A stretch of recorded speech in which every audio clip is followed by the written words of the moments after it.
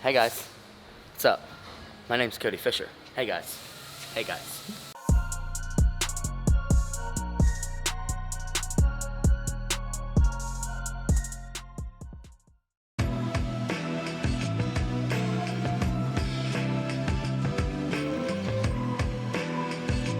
Today we're finishing up Doug Jarrett's truck. It is a 2001 Dodge. It's still a VP truck, but he wanted a set of in-house custom-built S4, S400 compounds. We built them side by side. We're getting them all finished up. We're going to powder coat them, finish the covers up, and put the rest of them on, do some plumbing, and he should be ready to go. Alright guys, today we have an 04 here in the shop that is having some transmission issues, is not shifting or is doing second gear starts. So we're going to do a quick process of elimination and going to be dropping the pan, change out the solenoid, and we'll go from there, see if we can get this issue fixed up.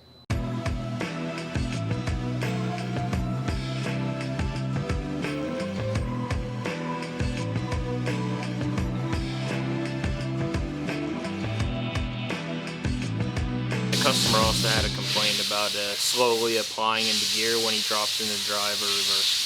So what a common issue with that is what we call converter drain back. Basically the fluid, after sitting overnight, the fluid drains out of the converter into the transmission. So it actually, you have a delayed time in between when you drop it into drive and then when the fluid fills up in the converter and actually applies it into gear. So that's what I'm suspecting is happening here, because he had that issue. Basically a slow apply could either be fluid not getting to the converter, or you could have some clutches burned up, which what we're expecting, being that the transmission fluid looks good, the transmission pan looks good. So that's what I would suspect is happening in this case. All right, we have Sean Ward's 2011 G56 truck on the dyno. He recently upgraded to 300% injectors. He has dual fuelers and a 471. Put it on the dyno, or actually I should say after changing injectors, the truck white smoked and didn't run correctly. So we got it on the dyno, started doing some data logging. The truck is idling at 1800 psi rail pressure. Not really sure how it runs with that low psi of rail pressure. So we'll have Josh dig into it, check torque on feed tubes, check torque on injectors. We'll probably pull the injectors out, make sure that the copper washers are in there correctly, and then we'll go from there. So we'll see what Josh finds in it, and we'll go from there.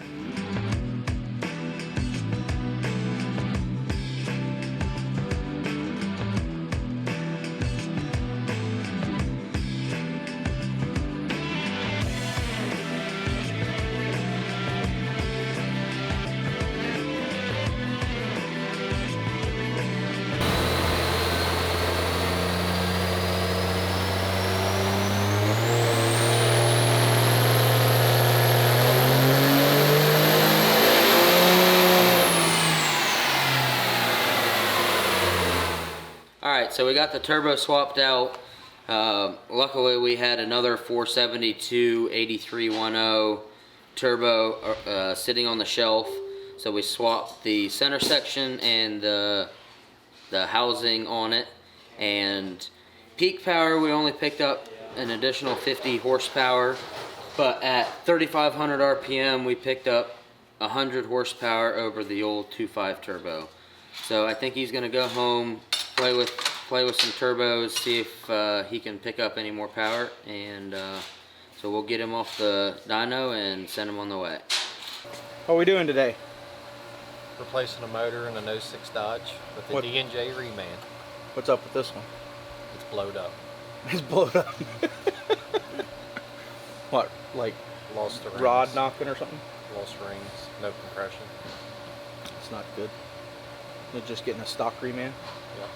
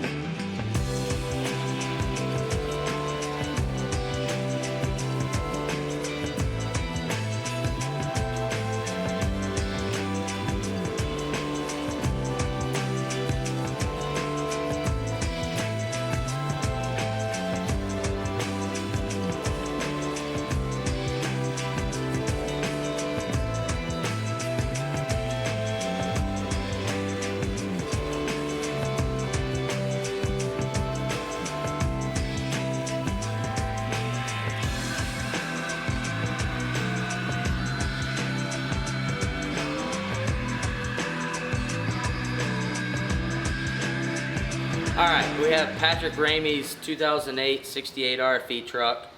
It's an all-stock truck, other than it has a FAS and has 60 horsepower nozzles on his injectors. So we'll flash a tune in it and see what kind of power we can get out of it.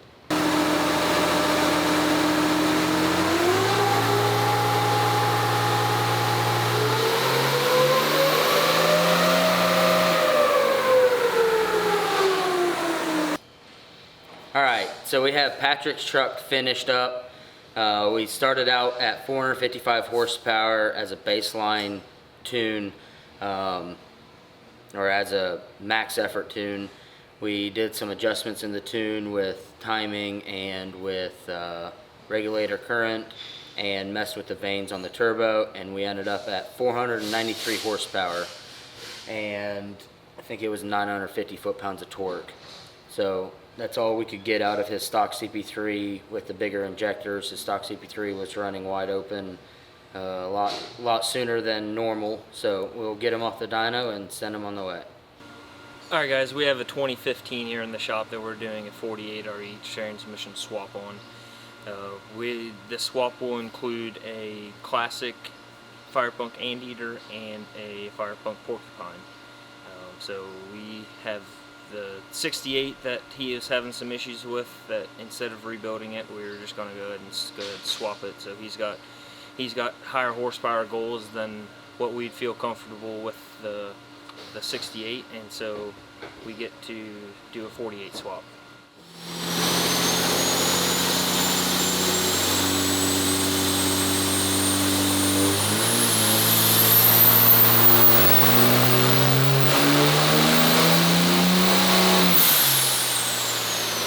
Alright, we got Nick Morris's truck on the dyno. This is regular cab that he likes to do some work stock pulling, dirt drags, and various other hood rat stuff with. But it's got a stock appearing Tater-built turbo on it, and this is the first truck that we have successfully made over 1,000 horsepower on fuel only with one of these stock appearing HE351 frame turbos. So we did 1,008 horsepower, 1,608 foot-pounds of torque. This is a 150% over injector truck, 14 mil extra G race pump. Otherwise, it's a pretty basic engine build. It's got 12 valve rods, nothing fancy. Still got a stock cam. D&J did a valve job on the head, but it doesn't have a side draft shelf or anything fancy like that, but it is a runner. So we started the day with 978 horsepower, and we looked at the data log, and we were pretty much maxed out on where we'd be on pulse width. We were at 2200 US, and I really don't like to go more than that when you're running higher RPMs. Even above 4,000 RPM, I don't like to go above 2,000. But we put a 6.7 rail pressure sensor in it and took rail pressure up to 28,000, and that gave us enough more fuel to go from 978 to 1,008. So it's a good day, and we look forward to seeing this truck out on the track.